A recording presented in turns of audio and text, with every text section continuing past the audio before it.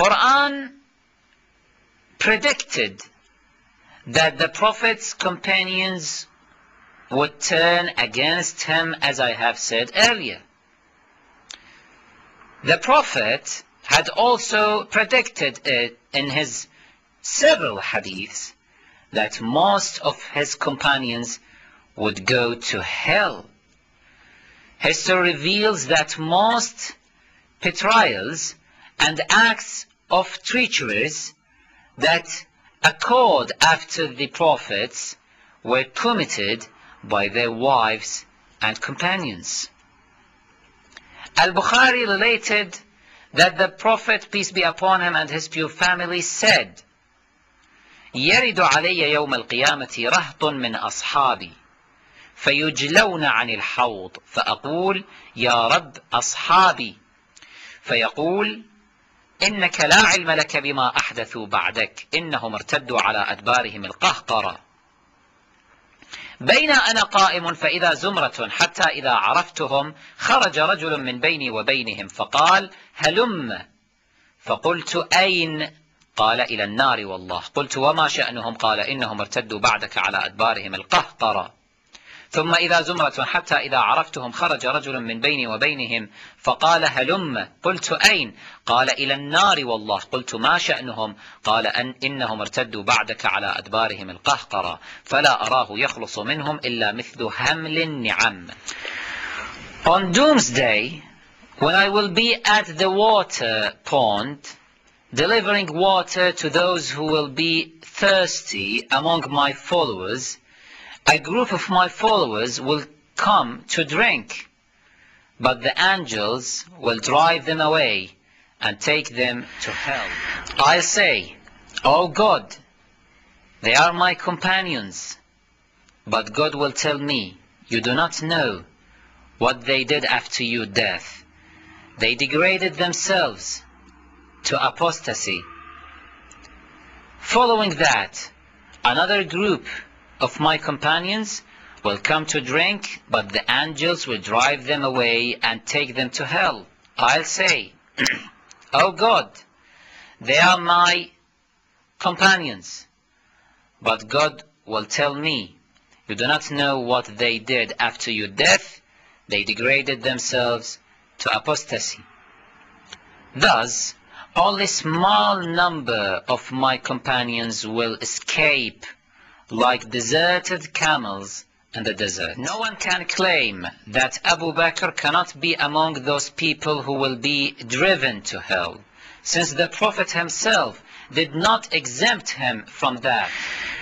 Imam of Maliki school of thought, Malik ibn Anas, Imam al-Madhab al-Maliki, relates that the Prophet prophesied to the Muslim martyrs of Uhud that they would go to heaven. So Abu Bakr wondered, ألسنا يا رسول الله إخوانهم أسلمنا كما أسلموا وجاهدنا كما جاهدوا فقال رسول الله صلى الله عليه وآله بلى ولكن لا أدري ما تحدثون بعدي. Abu Bakr said, "Aren't we their brothers who have submitted to Islam just as they did and fought in jihad just as they did? So why don't you give us the good news that we will go to heaven?"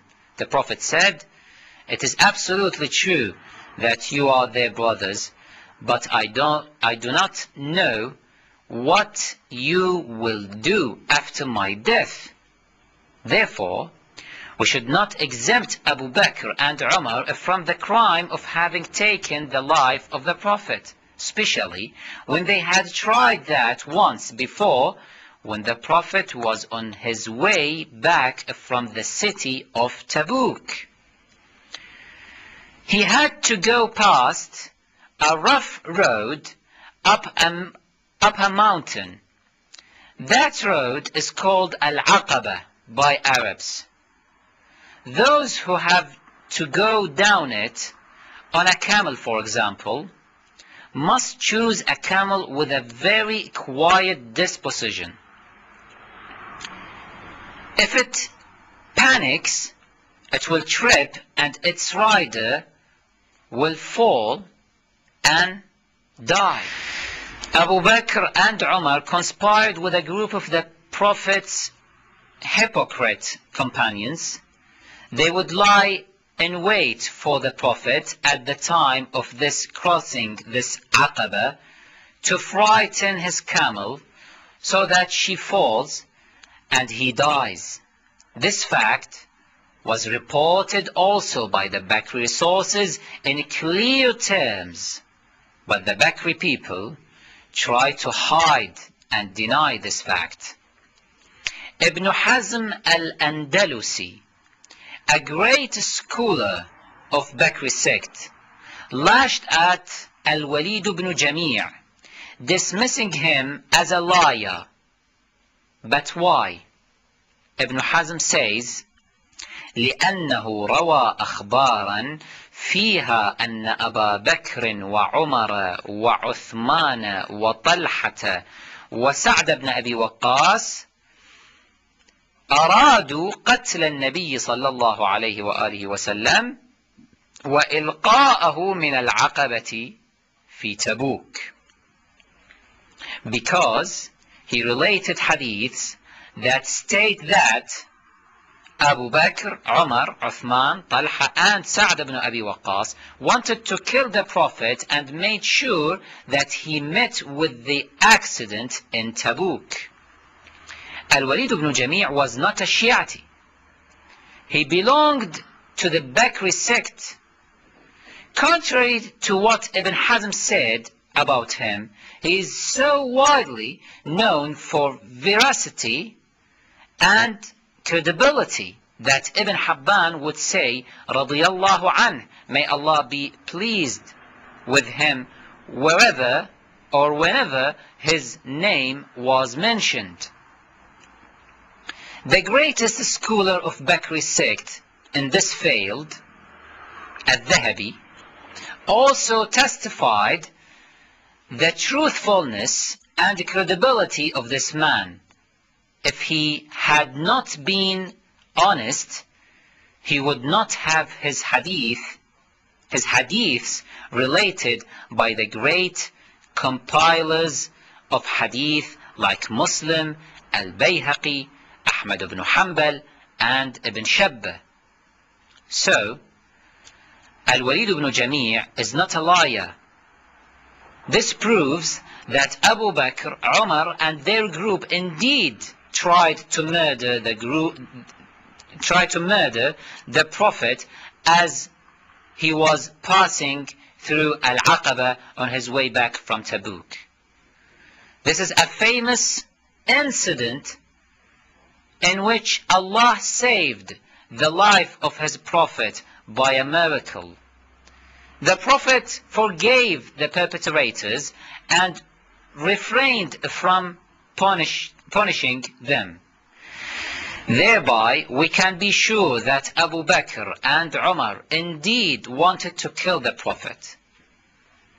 Though their plan in Al-Aqaba failed, their next plan succeeded by collusion with their daughters, Aisha and Hafsa, who administered poison to the Prophet during his sleep.